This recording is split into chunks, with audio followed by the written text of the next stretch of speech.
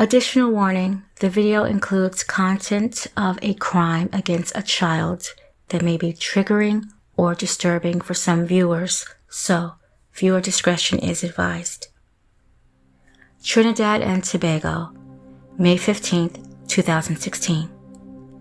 I felt this story had to be told, and I really wish it hadn't happened at all. But you heard it before, many times before. It was just in a different city, a different state, with a different child, but you heard about it. Neighbors knew what was going on, and they will talk about it after the fact.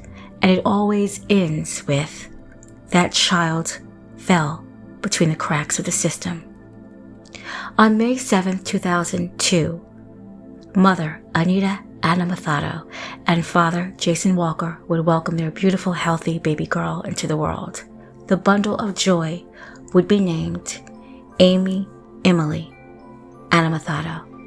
In most articles, she is referred to by her middle name, so that's what I will call her, Emily. When Emily was 8 months old, the couple would end their relationship for whatever reasons. Jason Walker was rarely in his child's life, if at all, after the separation. It's said because that's the way that Anita wanted it. Shortly after, 19-year-old Anita would involve herself in a new relationship with a 33-year-old man, Marlon King. He was a security guard and the father of 3 children of his own at the time, ages 18, 8, and 7 years old. Not too much after Marlon had got involved with a single mother, abuse would start towards Emily. March of 2004, neighbors would report to the Maribel police that Emily again was being beaten and tortured. Calls were made from the outside, but looking in, it's like nothing was happening. Emily was still there, left alone with Anita and Marlon, and the abuse would continue. On April 24th, 2004, Emily had suffered a broken arm after being beaten. Examinations revealed lesions all over her face, back, lower limbs, buttocks. She also had swollen lips and a fractured right forearm. It's noted that Emily now had strabismus, also known as left eye squint, where one or both of her eyes appear to wander. That could be caused by many different things in children, such as brain and head trauma, to name a few. Then it could also be caused by physical abuse and or blunt force trauma to the head. After her hospital stay, Emily was released back to Anita and Marlon, and the abuse continued. Emily spent a lot of her time at home and alone at only 3 years old. Neighbors claimed to be afraid to approach the couple, scared of the consequences and backlash that might be now geared towards them. An older woman in the neighborhood said that she would see Emily sitting on the porch alone. She was very small, smaller than what she should have been at 3 years old. She was scared to even approach the little girl, but she would bring her biscuits when no one was around. Just after her 3rd birthday, Emily returned to the hospital. She had numerous scars all over her face and her torso in various stages of healing. She also had a large swelling on her back filled with fluid. They was calling it hematoma or a clot caused by blunt force trauma. During one of Emily's many stays at the hospital, her biological father, Jason Walker, had visited her. He said he was aware of the abuse that was happening to his daughter, but he didn't understand why he hadn't done anything about it.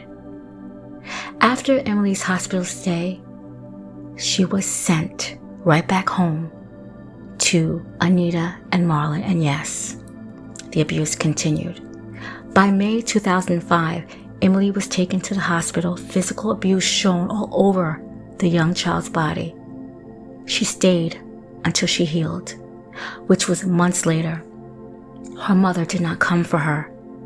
Her father did not come for her. Nobody came for this little girl. The hospital would tell child welfare that Emily had been abandoned.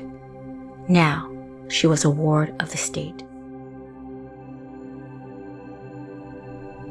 4 months later, Emily is thriving. She is residing at Mothers Union Children's Home.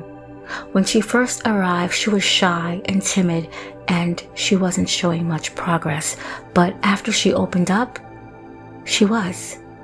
She just needed a little bit of love and to be cared for. In November 2005, Anita's mother, that's Emily's grandmother, Shanada Basdeo, applied for custody of Emily. By January 23, 2006, a judge would grant custody to Mrs. Basdeo. Emily would be dead in a little over 1 month after that judgment. Not too long after, there were claims that Mrs. Basdeo had gotten very sick, and Emily was sent back to Anita and Marlon.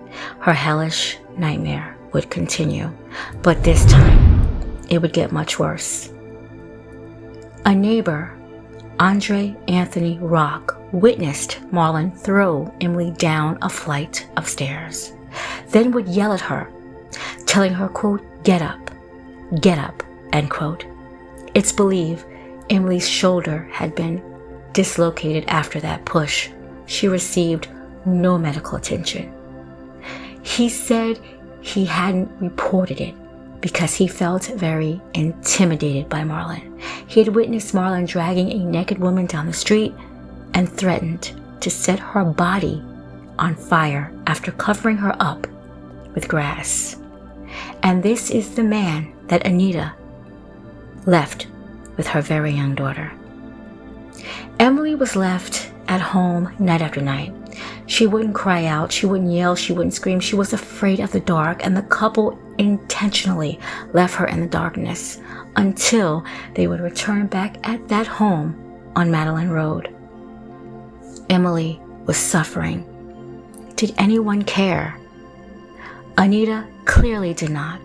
The father even stated he knew about his daughter being abused, but he had done nothing. The hospital knew that this child was being abused time after time, and nothing was done.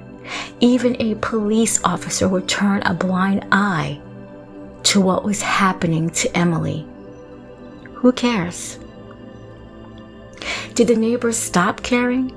Did the neighbors just give up, feeling like Anita and Marlon just couldn't be stopped? The police seemed as if they were not going to do anything. Again, nor was the hospital to keep releasing Emily to Anita and Marlon. Did they not see the outcome? On the particular night of May 15th, 2006, neighbors heard the screaming, the yelling, the crying. It was now a normal nightly occurrence, but it was very different this night. The screams faded out into the night, and it was silent.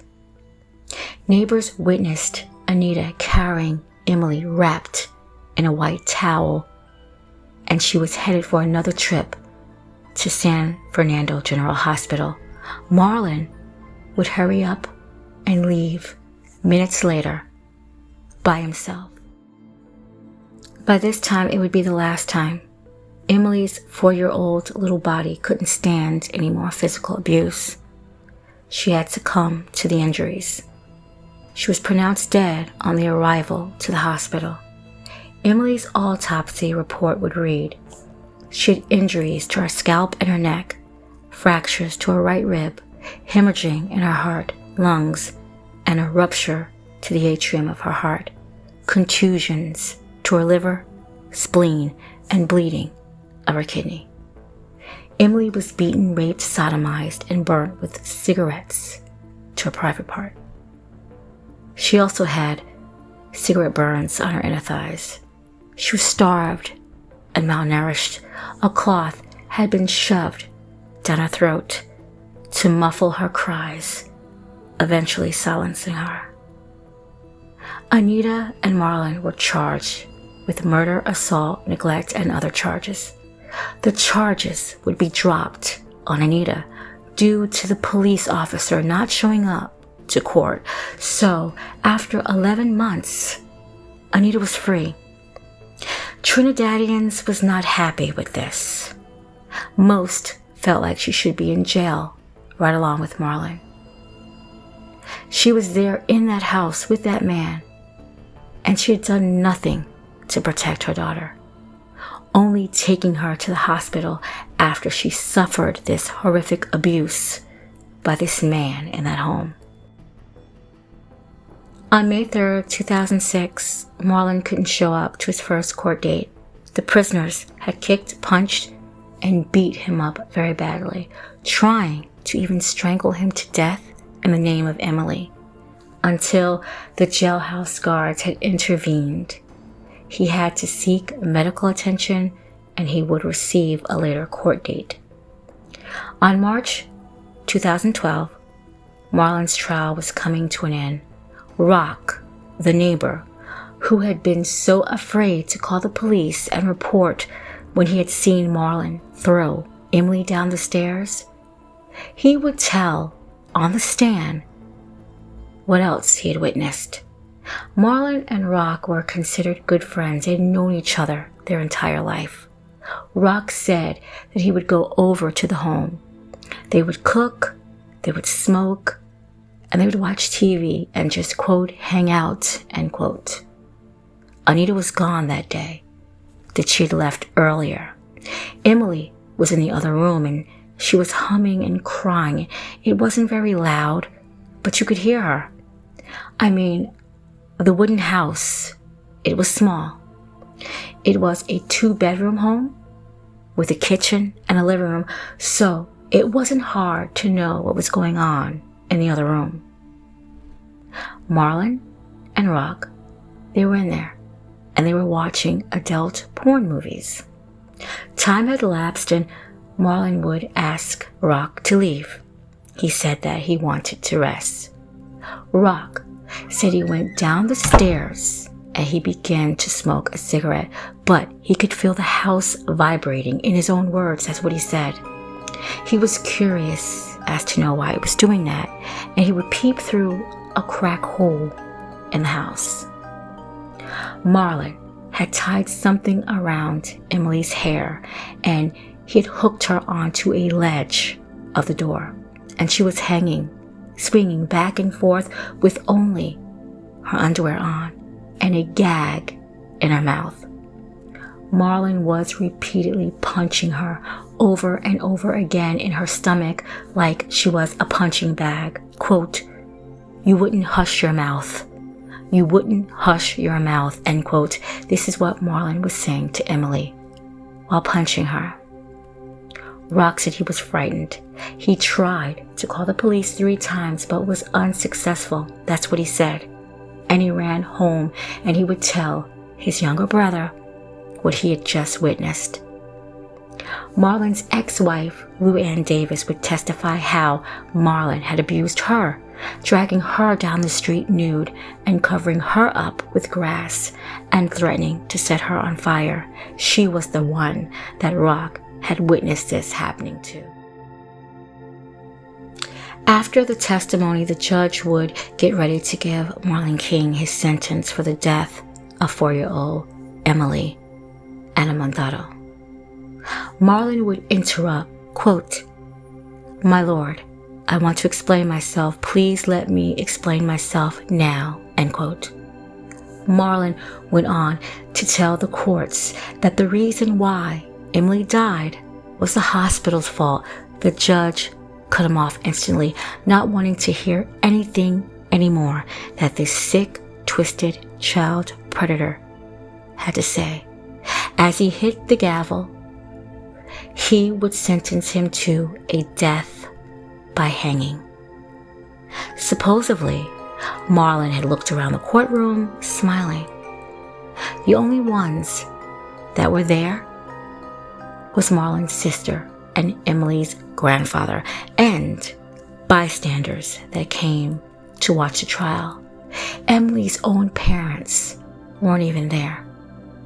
The statement was quoted from Anita through the press. This is what she said, quote, "I blame myself. I would change everything if I could. I know people angry with me, but God took Emily to teach me a lesson.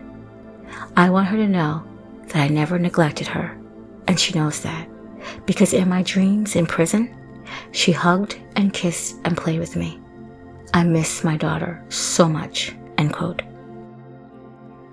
After Emily's death, mysteriously, Anita's house was set on fire.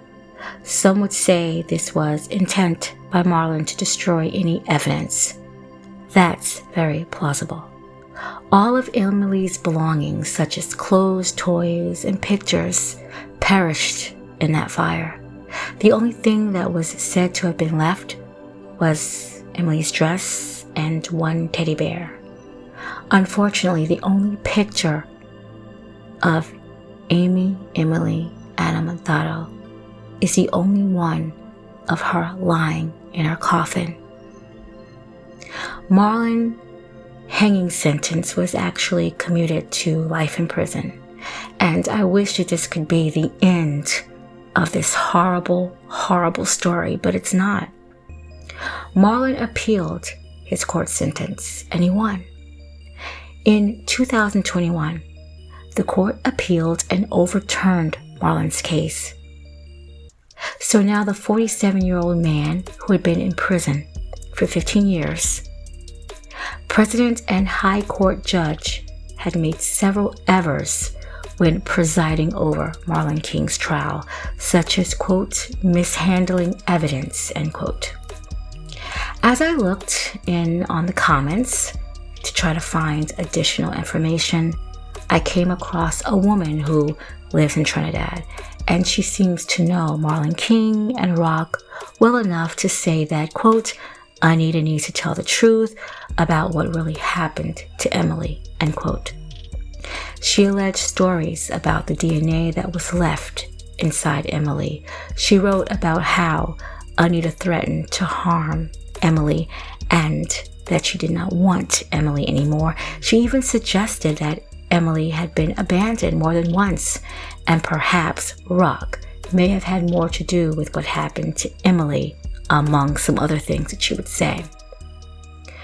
I hear her comments were pretty much in favor of Marlon King.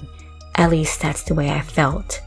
I feel if Marlon would have blamed a whole entire hospital staff for Emily's death, if Rock had been a part of it, he would have definitely spoken up about Rock's part. So, with this case restarting all over again, will Anita finally come forth and testify to help keep Marlon in prison? Or is she afraid that she may even be arrested now for her part in her daughter's death? I mean, anything can be possible. On her Facebook page, she's pictured with a toddler in 2014. I don't know if that's her baby. I don't know if she had any more children. But I do know a new trial is set for November 1st, 2022. And I will continue to follow this case. Justice for Emily.